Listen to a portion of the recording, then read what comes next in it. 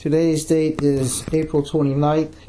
The time is approximately 4:08 a.m. This will be a sworn interview of Daytona Beach Police Department Officer Brian Lewandowski. Person conducting the interview is Special Agent Timothy Kraft, Florida Department of Law Enforcement. Also present is Special Agent Scott Paterka, Florida Department of Law Enforcement. If you can for me, can you raise your right hand for me, sir? You solemnly swear the testimony you're about to give is the truth, so help you God? Yes, I did. Okay. You had an occasion to be working on patrol this evening, and there was an incident that happened within the city limits of Daytona Beach. Can you, in your own words, describe to us what your actions and what your observations were during that incident? Do you want me to start from the very beginning of the call, or as I came on scene? Yeah. Start from the call. Okay. What you're involved When the call first came out, I was actually on another call somewhere else. After I cleared that call, I started making my way towards the airport, coming up Speedway. I was going westbound. As I was on the way there, I heard an officer say shots fired. Okay, let me back you up real quick. Mm-hmm. Can you describe the call that you heard, the radio traffic when it came out? I believe Central stated it was a person at the airport waving around a gun. Okay. And I believe that's about as much information as we had. Okay. I started coming west on Speedway. I heard somebody say, I believe it was Officer Carter, but I could be wrong on that, say shots fired. I turned on my emergency lights and sirens and started heading towards the airport. As I came up to Speedway and Clyde Morris, I heard somebody say they're heading towards Clyde Morris from Richard Petty. I immediately started heading southbound on Clyde Morris. Clyde Morris and Richard Petty meet just south of where I was. Before I arrived at Richard Petty, I heard him say again, shots fired. You recall can you approximate what the time was between the two shots fired calls in the area? I could guess, but I could be way off. Right. I would say 30 seconds, 20 seconds, okay. Maybe. I could be way off. Okay, that's fine. At that point, I heard somebody say signal 4, which is a crash. They said on Richard Petty. I don't remember them saying exactly where they were, but due to the direction of where they said they were going, I knew they were in that general area. When I turned on to Richard Petty from Clyde, I saw all of our emergency lights on. I headed over there. I parked. I was in the rear of all the police cars, sort of towards the back, and I was actually in the lane that was heading north, right there on, I don't even know the name of that road right there by all the dorms. Can you for us, while you're talking about it here, can you give us a little sketch, nothing to scale, but just kind of an idea of what, where the vehicles were located and what you observed when you came onto the scene there, where you parked? If I'm horrible at drawing, just to warn you. If this, I believe Richard Petty sort of goes like this. If this was, the two lanes. Right. And then there's a median here. And then the other two lanes. I don't know if you can even understand what I'm drawing. Sure. I'm a horrible drawer. Right. The other two lanes. There was either 3 or 4. This is another road right here. Mm-hmm. And then there's a small median in the middle. I'd say was 3 or 4 of our cars right here. Okay. Can you position the cars where, just for the box or square, where you think the cars were and whose they were? Do you know that? I believe this car right here was J.J. Warren. Okay. And the only reason I know that is he's one of the only ones on our shift that drives an Impala. Okay. I think there was a car right here and another one right here, if I remember right.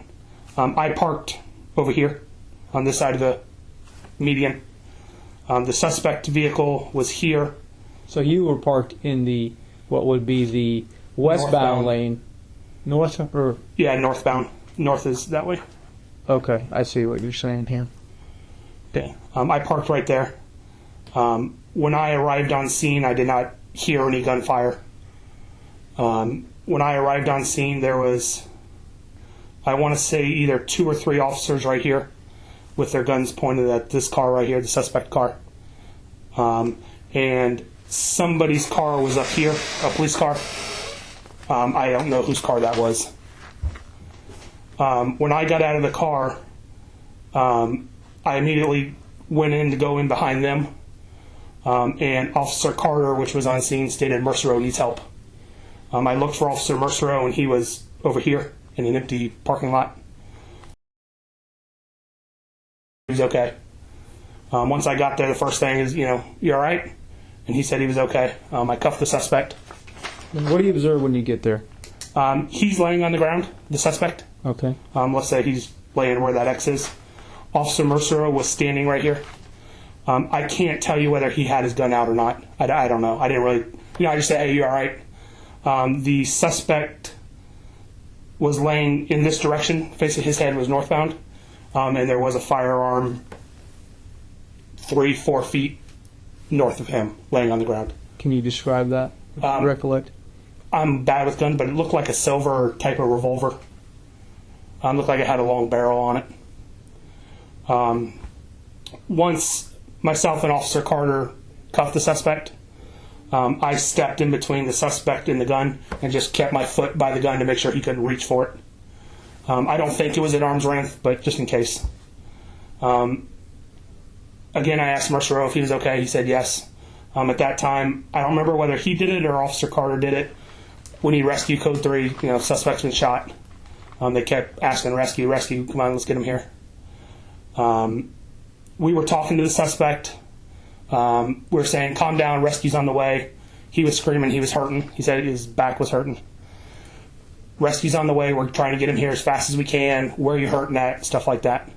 Did he make any other statements that you recall, specific statements, or during that time, or when you arrived where he was? He kept saying his wife was shot. My wife shot.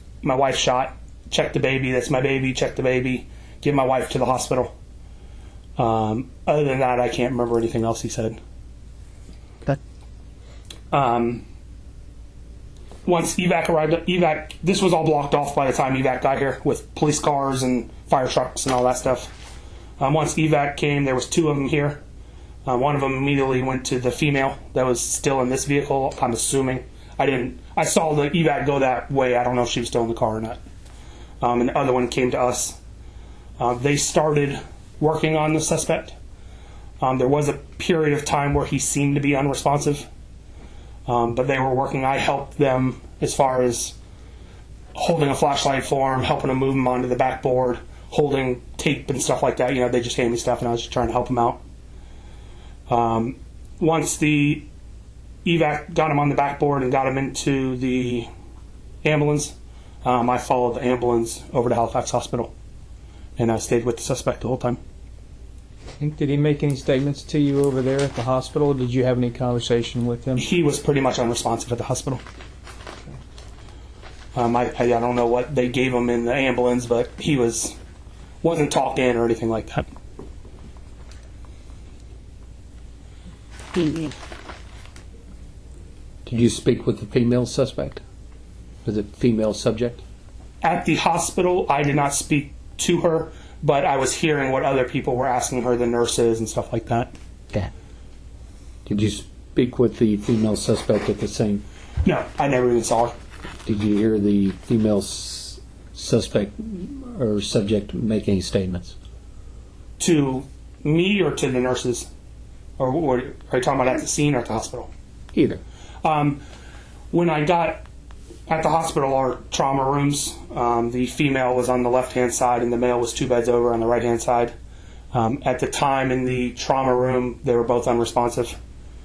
And they said a chest tube or something like that in her. I don't know. But she was not talking. Once they got up to the rooms after they did the CAT scans, I heard one of the nurses say, "Oh, how do you know that guy?" And she said, "We met in Boston a few weeks ago. He's one of my friends. I flew down here to meet him." And that's about all I heard her say. And of course, I heard her say, she's hurting. And I know the doctor was trying to get her feeling, and she had no feeling from the chest down. What type of unit were you driving this evening? Were you driving a March unit? Yes, yeah. Did that March unit have video in it? No, it didn't. So, what type of firearm were you carrying this evening? Glock 40. Did you discharge that weapon this evening? No, I did not.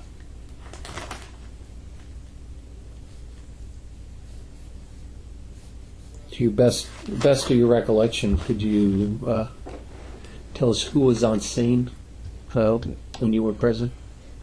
I know Officer Mersereau and Officer Carter. Us three were the ones with the suspect right here. To be honest with you, the people that were here, I remember seeing them. I don't remember exactly who they were. And the only reason I knew that JJ was here is just because I know his car. He was actually my FTO, so I know his car.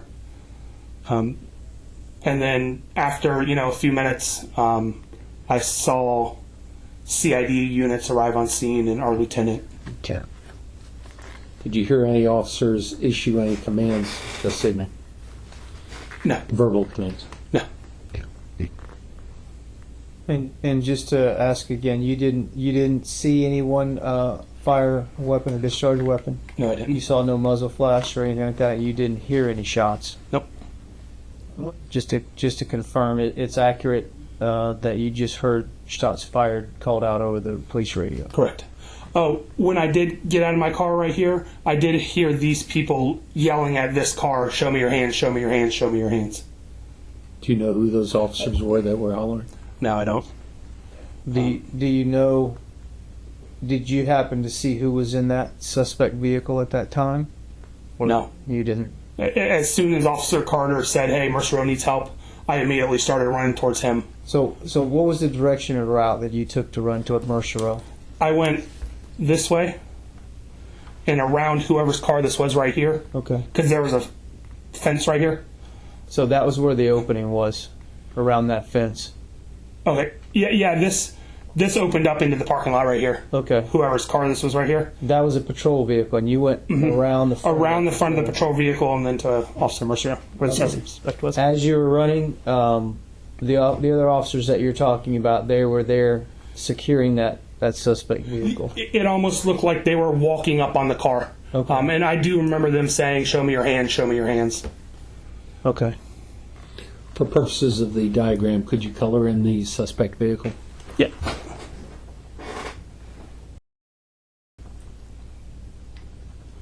And whoever's patrol car this was, when I went around it, I remember there looked like bullet holes in the windshield.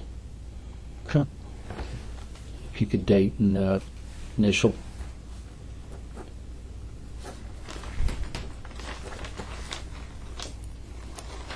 Can you think of anything else that might be important that we haven't asked you? Not really related to this. Okay. When we were at the hospital, it was a little bit weird. Somebody showed up at first claiming that it was the suspect's family. And then a few minutes later, I guess one of the attendants or whatever, the people at the hospital, brought the person up, and it was a 7-Eleven employee that wasn't family. And she said, it stated to us that she was there to see her friend that got shot. We don't know how she found out about this whole situation. And then one of the nurses afterwards told me that she was standing outside the doors with a piece of paper with the guy's name on it. It was a little bit weird. Just Yeah. who gave you this piece of paper with this guy's name to come check on him, sort of thing. But really doesn't have anything to do with what happened. Okay. All right. The time is approximately 4:22 a.m. This will conclude the interview.